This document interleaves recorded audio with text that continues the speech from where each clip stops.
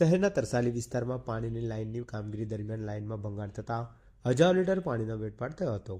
ઉલ્લેખનીય છે કે 2 દિવસ પહેલા મચ્છીપીટમાં લાઇનમાં ભંગાણ સર્જાતા 10 ફૂટ ઊંચો પાણીનો ફુવારો ઉડ્યો હતો.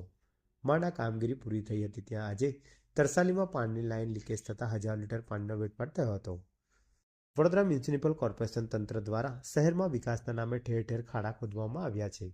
આ જ પ્રકારનો એક ખાડો વડોદરા શહેરના તરસાલી મેઇન રોડ ઉપર પાણીની ટાંકી નજીક ખોદવામાં આવ્યો છે. આજે સવારે પાણીની લાઇનમાં ભંગાણ સર્જાયું હતું, જેના પગલે પાણીના ફુવારા ઉડ્યા હતા.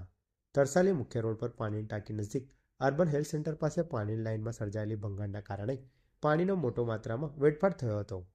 પીવાના પાણીની લાઇનમાં ભંગાણ સર્જાતા પાલિકા દ્વારા તુરંત જ લીકેજ લાઇન બંધ કરવાની કામગીરી હાથ ધરવામાં આવી હતી. કોન્ટ્રાક્ટરો દ્વારા કોઈપણ જાતની તકેદારી રાખ્યા વિના કામગીરી કરવામાં આવતી હોવાથી પાણીનો બગાડ થઈ રહ્યો છે અને લોકોને હાલાકી ભોગવવાનો વારો આવી રહ્યો છે.